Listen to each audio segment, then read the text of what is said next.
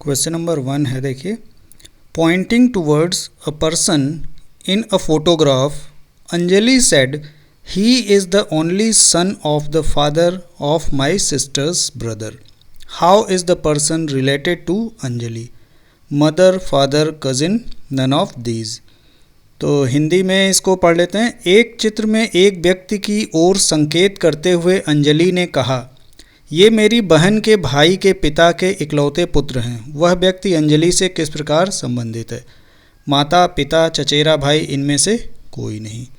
तो blood relations या फिर रक्त संबंध के जो क्वेश्चन होते हैं वो फैमिली ट्री जो डायग्राम होता है, मीन्स सबसे ऊपर ग्रैंड पेरेंट, उसके बाद पेरेंट, फिर उसके बाद चिल्ड्रेन.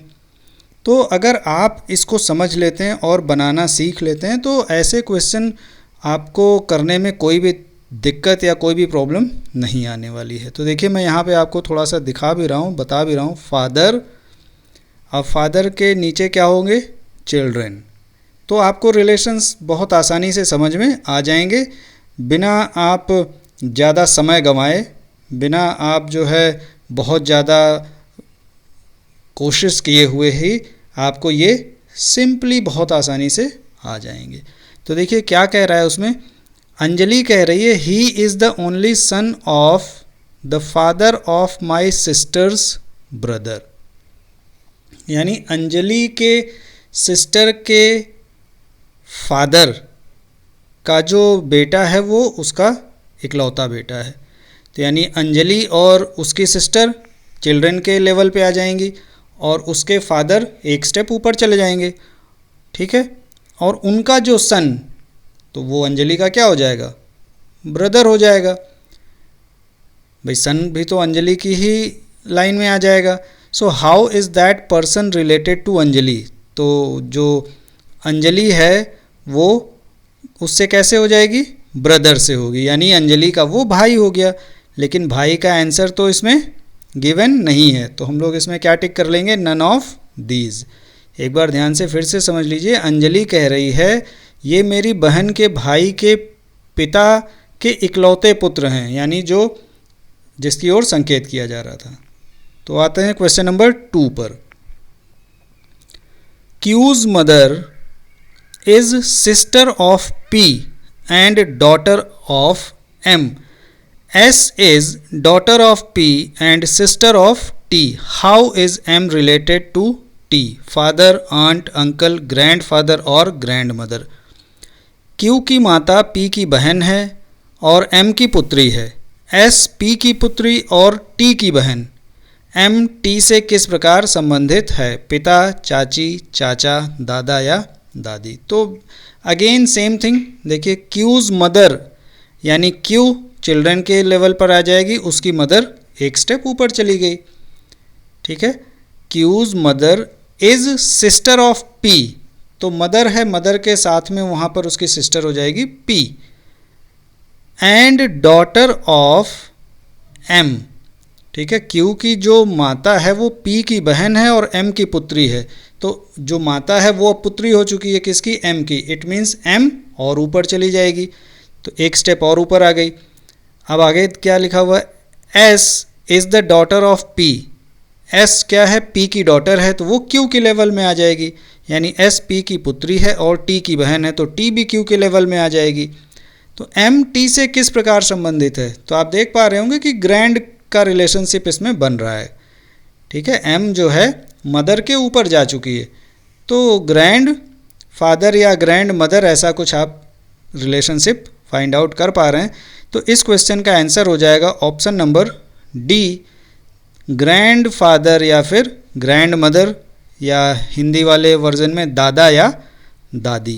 तो कितना सिंपल हो रहा है, अगर आप बस फैमिली ट्री को समझ लीजिए. ठीक है. बाकी अपने क्वेश्चन को उस पर एडजस्ट कर देना है. तो आइए क्वेश्चन नंबर 3 देखते हैं.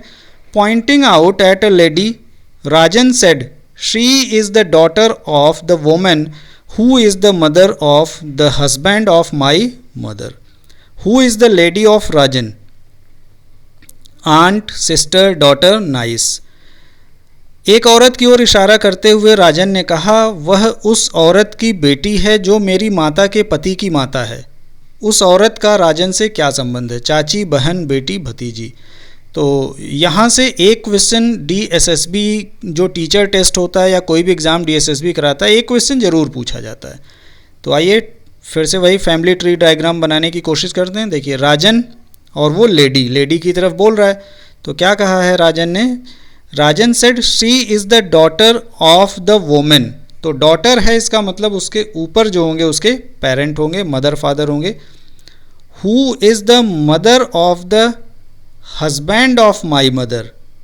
ठीक है, तो हु इज़ द यानी कि वह उस औरत की बेटी है जो मेरी माता के पति, माता के पति का मतलब मेरे फादर, ठीक है, जो मेरी माता के पति की माता है। तो पति की माता मतलब दादी हो गई राजन की दादी हो जाएंगी। ध्यान से समझिए, वह उस औरत की बेटी है जो मेरी माता के पति की माता है, यानी लेडी जो है फादर के साथ में चली जाएगी, क्योंकि मेरे फादर की मदर की बेटी है तो आंट हो जाएगी। ठीक है, वैसे हुई तो बुआ, लेकिन यहाँ पर कोई ऐसा ऑप्शन है नहीं। और इस क्वेश्चन का अगर आपको कोई और आंसर लगता है तो आप कमेंट बॉक्स में करके बताइए। क्वेश्चन नंबर 4 देखिए। A and B are sisters.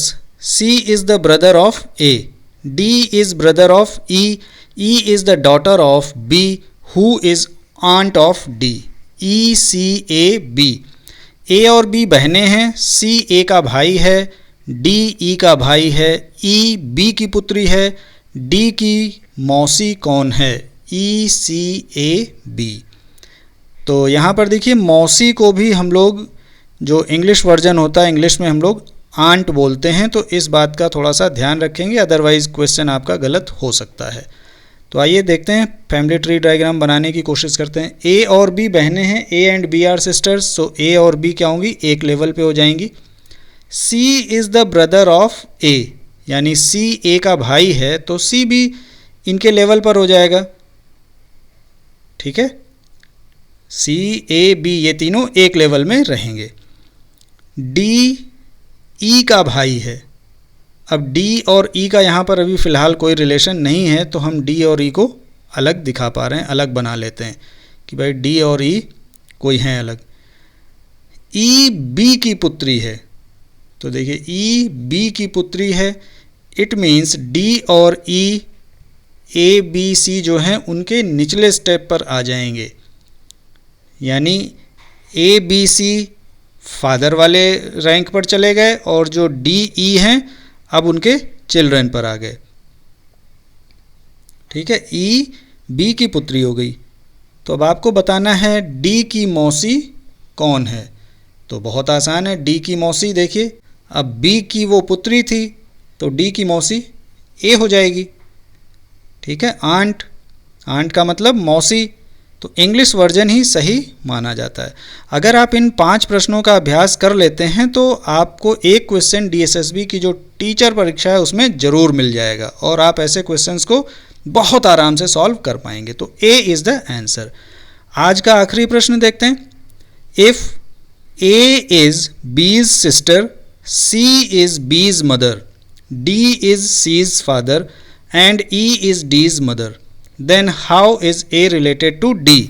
Granddaughter, daughter, aunt, father।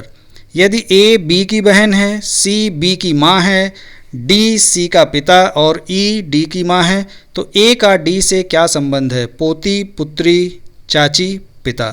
अगर आपको क्वेश्चंस अच्छे लगें और ट्रिक आपको अच्छे से समझ में आ रही है तो हमारे YouTube चैनल एडुटेरा को सब्सक्राइब ज़रूर करें और इस वीडियो को अपने दोस्तों के साथ शेयर करें।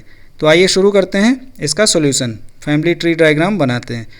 ए बी की बहन है, so A and B will be at the same level. C B की माँ है, यानी सी पेरेंट की लाइन में गई, यानी एक स्टेप ऊपर हो जाएगी।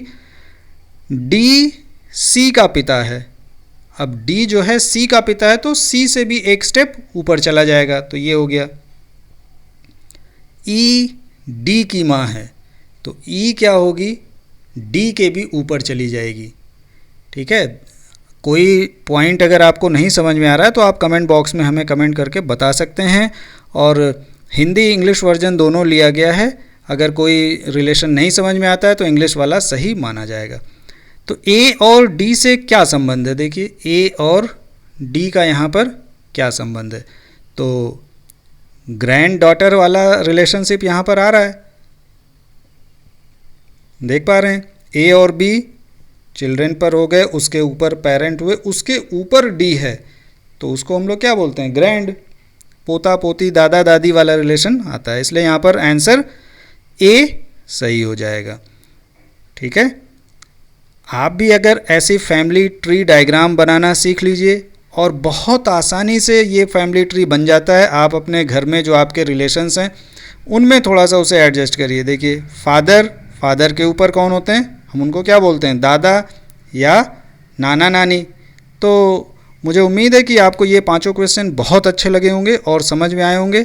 तो हमारे यूट्यूब चैनल एडुटेरा को लाइक शेयर एंड सब्सक्राइब करें और विज़िट करते रहें इसी प्रकार के और इन्फॉर्मेटिव वीडियोज़ के लिए। Till then bye bye.